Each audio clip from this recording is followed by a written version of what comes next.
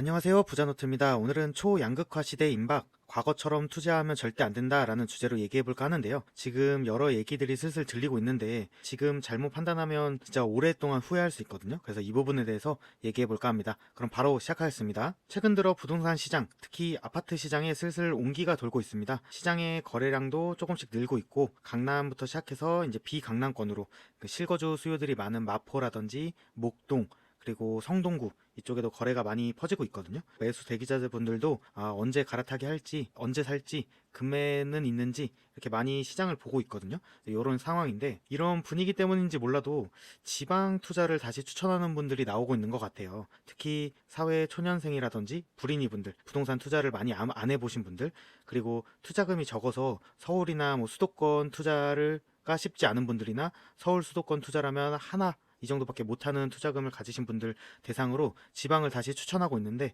그리고 경매나 금매 등으로 싸게 매수해서 단기 투자를 좀 권유하고 있는 것 같아요. 그분들의 논리는 공급이 부족한 지방이 이런 온기를 타고 빠르게 괜찮아질 수 있으니까 경매나 금매로 싸게 사서 바로 수익을 볼 수 있다, 이런 얘기로 얘기하시는 것 같아요. 근데 저는 그런 시점이나 시기도 아니라고 생각을 해요. 제가 서울하고 지방이라고 대표되는 뭐 울산의 그래프를 한번 가져왔는데, 여기서 볼 수 있는 게 한 세 가지 정도 되거든요. 일단 첫 번째로는 서울은 사이클이 지금 엄청 길죠.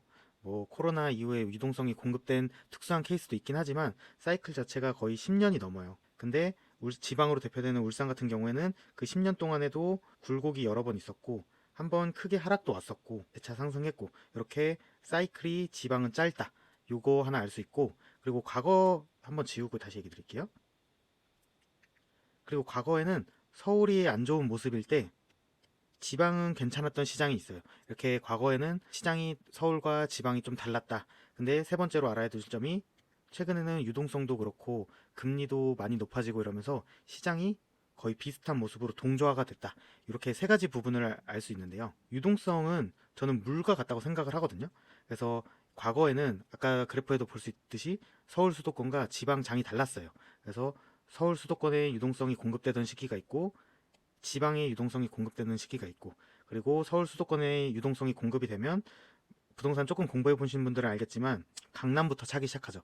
강남부터 차서 거래량이 생기고 가격이 조금씩 올라가다 보면 뭐 강북이라든지 뭐 분당으로 대표되는 경부라인 수도권들, 인기 거주 수요가 많은 곳들이죠. 그런 곳들이 거래가 나오기 시작하고, 서울의 끝자락인 노도강이나 수도권 기타 수도권 지역들, 그리고 비인기 수도권 지역까지 이렇게 차는 순서대로 가고, 지방 같은 경우에도 뭐 광역시, 그리고 지방에서도 대장 아파트, 그 다음에 그 다음으로 큰 도시나 2군 아파트, 중소도시나 그 다음 3군 아파트, 이렇게 유동성이 퍼져 나가는데, 제가 아까 그래프에서 마지막에 말씀드렸듯이 시장이 많이 동조화된 모습을 현재는 보이고 있거든요.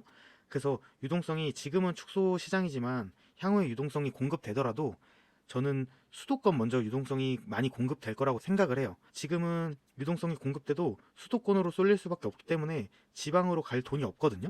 지방에 갈 돈이 좀 있다고 하더라도 광역시나 대장 아파트에 쏠릴 수밖에 없어요. 근데 앞에 지방을 추천하신 분들이 그렇게 뭐 지방 투자를 추천하더라도 대장 아파트 이런 걸 추천하는 게 아니라 뭐 경매나 금매로 싸게 받을 수 있는 아파트들이 보통 2군이나 3군까지 내려가야 되잖아요. 근데 그 부분에 유동성이 퍼지고 온기가 돌기엔 엄청난 시간이 걸릴 거다라고 예상을 하거든요. 일단 지방을 보거나 지방에서도 안 좋은 물건을 볼 시기나 타이밍이 절대 아니다, 먼저 말씀을 드리고 싶고, 또한 시장 자체가 과거랑 다르다고 생각을 해요.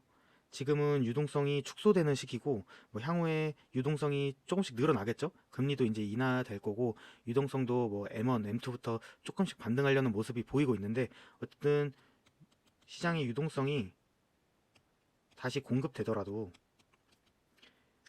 지금 규제를 많이 완화하고 있잖아요. 뭐 일기 신도시 특별법이라든지 노후계획 도시 특별법이라든지 뭐 서울의 재개발 재건축 지원이라든지 신속통합 모아타운 이런 거 많이 들어보셨잖아요. 규제가 똑같이 완화되고 있기 때문에, 그리고 서울 수도권의 개발이 밀집될 수밖에 없거든요. 그래서 저는 앞으로 초양극화가 올 거라고 생각을 해요. 그래서 유동성이 쏠릴 수밖에 없거든요. 유동성이 다시 공급되더라도 코로나 시점처럼 많은 유동성이 한 번에 공급되지 않을 뿐더러 그렇게 조금씩 들어오는 유동성도 수도권으로 쏠릴 수밖에 없다고 생각을 해요. 그럼 이렇게 반문하실 수가 있는데 지방도 개발 호재가 많다. 뭐 노후계획 도시특별법 같은 경우에는 지방도 포함되기 때문에 지방도 개발 호재가 생긴다라고 얘기하시는 분들이 있을 수 있는데 개발은 사업성이고 사업성이 돼야만 진행될 수 있는 부분이거든요. 지극히 현실적인 부분이에요. 그래서 지방도 똑같이 개발 호재가 나오더라도 수도권이나 그 수도권에서도 특히 서울의 개발만 현실화될 수 있다. 사업성 때문에 그럴 수밖에 없다라고 저는 생각을 합니다. 그래서 과거에 저도 지방 투자를 해봤고 지방 투자를 조금이라도 해보신 분들은 아실 텐데 지방 투자는 완전 실수요 관점으로 접근을 해야 돼요. 뭐 학군이 좋은지 그 다음에 거기에 상권이 괜찮은지 뭐 요런 실수요 위주로 접근을 하잖아요. 지방은 실수요 관점이지 개발 호재로 접근하는 시장이 아니거든요.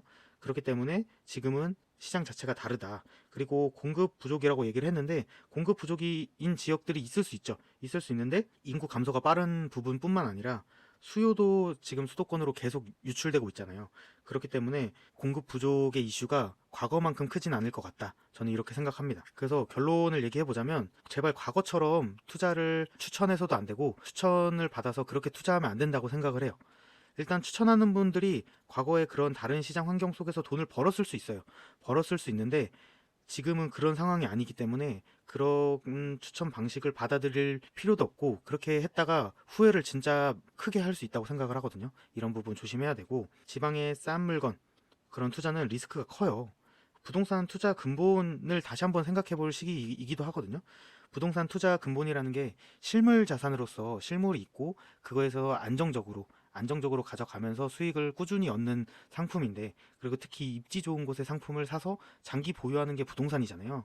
그러니까 안정성의 가치를 무시하면 절대 안 되거든요. 만약에 진짜 이런 리스크 있고 하이 리턴을 원한다 하면 저는 코인으로 가는 게 맞다고 생각을 해요. 근데 부동산을 선택한다는 자체가 부동산 투자 근본이 실물 자산이 있고 안정성이 있고 꾸준히 인플레이션을 먹고 상승하는 걸 수익을 얻겠다라고 생각을 하는 건데 거기서 지금 시점에 지방 싼 물건을 투자한다? 저는 리스크가 너무 크다고 생각을 하고 특히 사회 초년생이나 불인이 분들 그리고 투자금이 적으신 분들, 투자 경험이 많지 않으신 분들 그리고 지방 투자를 안 해보신 분들일수록 그리고 직장을 다니셔서 전업 투자로 하기 어려운 분들은 더더욱 그렇다고 생각을 해요. 저는 직장인 분들이 부동산 투자하기 좋다고 생각을 하는 게 이렇게 안정적으로 서울이나 수도권에 인기 있는 지역에 1주택 하고 좋은 곳으로 점점 갈아타고 뭐 일시적 2주택으로 세금 혜택 보면서 이렇게 안정적으로 투자하기 좋은 상품이지 이렇게 지방 싼 물건을 엄청 뭐 공부하고 임장 여러 번 다닌다고 하면서 그렇게 하는 투자는 아니라고 생각을 해요. 그리고 그런 시장이 아니에요. 향후 초양극화 시대가 올 수 있기 때문에 저는 개인적으로도 일기 신도시 특별법이 나오고 뭐 분당이 관심을 받고 있는데 저는 일기 신도시 분당에 보유하신 분들이라면 이번 이런 이슈가 될 때 잘 팔고 오히려 서울로 오라고 생각하는 사람 중에 한 명이거든요. 그러니까 이렇게 초양극화가 시대가 일어날 수 있고 경부 라인에서도 제일 좋다는 분당도 저는 그렇게 생각을 하는데 이런 초양극화 시대에 지방에 갈 필요는 없다고 생각을 해요. 향후 엄청 나중에는 시장이 어떻게 될지 모르겠지만 현재는 아니다. 그리고 근래에도 아니다라고 생각을 합니다. 그래서 서울을 일단 먼저 보셔야 되고 그리고 수도권 경부 라인 주거 수요가 많은 곳들 뭐 분당이라든지 용인 그리고 현재 수원 동탄이 입주 물량도 끝나고 갭 투자하기 좋아 보이거든요.